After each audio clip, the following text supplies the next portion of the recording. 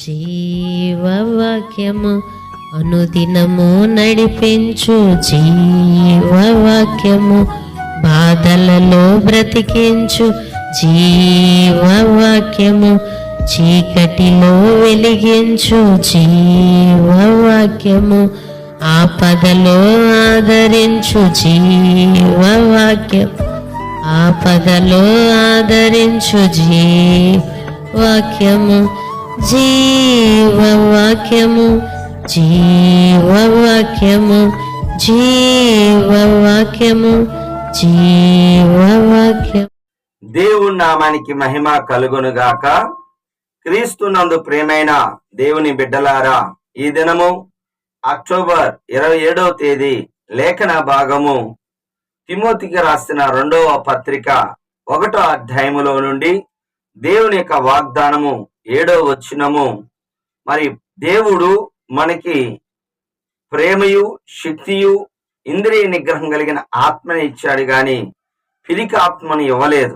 అవునండి, దేవుడు మనకి మరి పరిశుద్ధాత్మ ఎప్పుడైతే అభిషేకించబడ్డాడో దావీదు నాటి నుండి బలముగా దేవుని యొక్క ఆత్మ దావీదు మీదకు వచ్చినప్పుడు ఆ యొక్క దావీదు మొట్టమొదటిసారిగా శక్తి, ఎంత శక్తి అంటే సౌలులో ఉన్న దురాత్మను తన యొక్క ఆరాధన ద్వారా, తన యొక్క పాట ద్వారా మరి దేవుని యొక్క నామాన్ని మహిమపరిచినప్పుడు సౌలులో ఉన్న దురాత్మ వెళ్ళిపోయినది.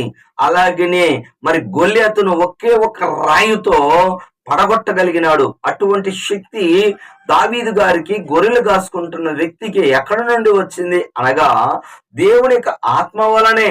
దేవుని యొక్క ఆత్మ శక్తినిస్తుంది, శత్రువును జయించే శక్తినిస్తుంది, అపవాదిని జయించే శక్తినిస్తుంది, కాళ్ళ క్రింద సాతాను చితకదొక్కే శక్తి నీకు కూడా ఇస్తాడు, అధికారముని ఇస్తాడు.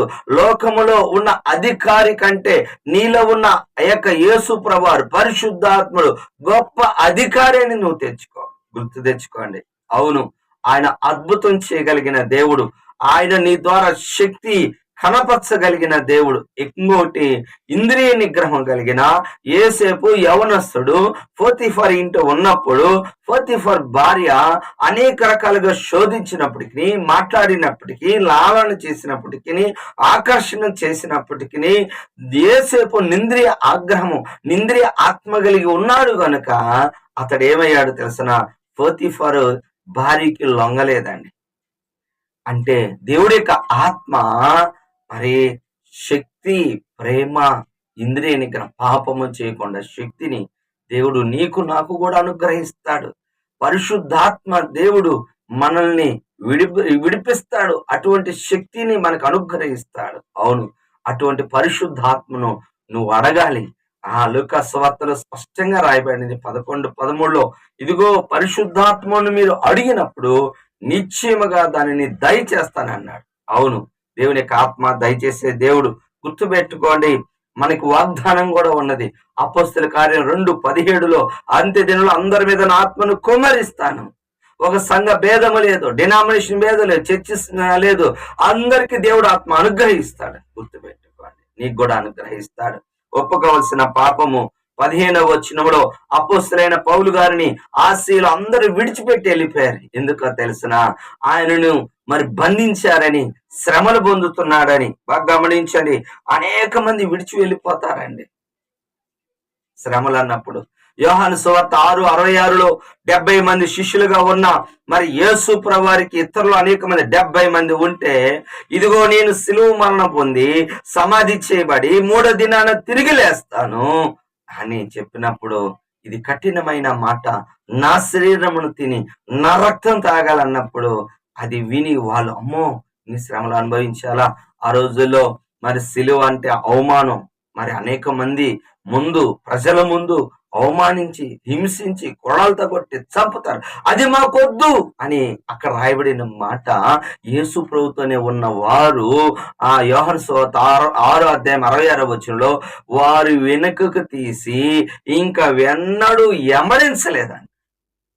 తర్వాత తిరిగి లేచినా గాని వాళ్ళు వెంబడించలేదు. జాగ్రత్త, అలాగా మనం ఉండకూడదు. లూకాసు సువార్త 17 అధ్యాయం 17 10 మంది కుష్ఠరోగులు బాగుపడిన తర్వాత ఇదిగో రోగంతో ఉండి అడవిలో ఉంటారు కానీ, రోగంతో ఉండి అవమానం పొందుతారు కానీ, యేసయ్యను నమ్ముకుంటే మళ్ళీ మనల్ని వెలేస్తారేమో అనేది తట్టుకోలేక 9 మంది వెళ్ళిపోయారు. కానీ సమరయుడు మాత్రం వచ్చి గొప్ప శబ్దంతో దేవుణ్ణి స్తుతించాడు. ఆ 9 మంది లాగా ఉన్నావా, లేకపోతే సమరయుడు లాగా ఉన్నావా? జాగ్రత్త, గుర్తుపెట్టుకోండి.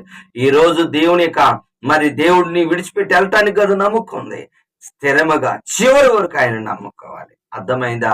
చివరిగా ఆజ్ఞ 17వ వచనము, సంఖ్యలను గూర్చి సిగ్గుపడక ఒనేసిఫోరు ఏ యొక్క అపోస్తలుడైన పౌలు గారికి సువార్త చెప్పినందుకు రోమా చెరసాల వేసి సంఖ్యలతో బంధించినప్పుడు ఈ ఒనేసిఫోరు శ్రద్ధగా వెతికి ఆదరించాడంట. హల్లెలూయా.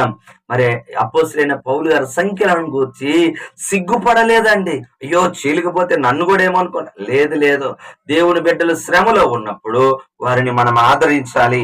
బైబిల్లో రాయబడి ఉన్నది ఏంటో తెలిసిన లూకాసు సువార్త 8వ అధ్యాయం 1-3 వచనంలో యేసు ప్రభువు రాజ్య సువార్త ప్రకటిస్తున్నప్పుడు అనేక మంది, వారిలో స్త్రీలు, సుసని, యోహనియు, మరి అనేక మంది స్త్రీలు 3వ వచనంలో ఉంటది.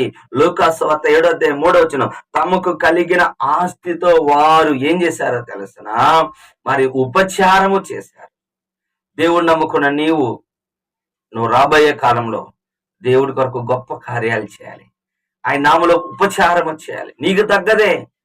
పేతురత్త జ్వరంతో ఉన్నప్పుడు యేసు ప్రభువును ముట్టి స్వస్థపరిచినప్పుడు ఆమె లేచి వరకు ఉపచారం అంటే భోజనం, శ్రద్ధగా భోజనము, అలాగనే వారి అవసరతల కొరకు మరి ప్రయాసపడింది.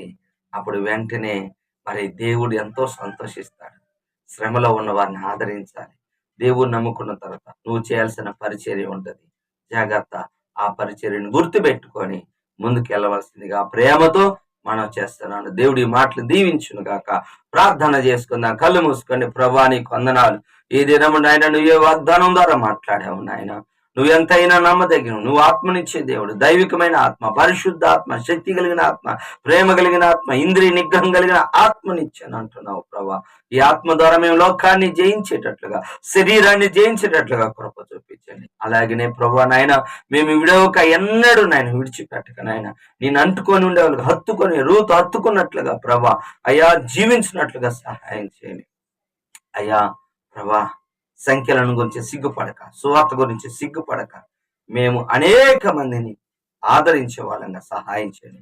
వింటున్న బిడ్డల్లో కూడా కార్యము జరిగించమని యేసు నామములో ప్రార్థిస్తున్నాను తండ్రి. ఆమె తండ్రి యొక్క ప్రేమ, కుమారుని యొక్క కృప, పరిశుద్ధాత్మ దీవెన సదాకాలం మనందరికి తోడుగా ఉండును గాక. ఆమె హల్లెలూయా. దేవుడు మిమ్మల్ని దీవించును గాక.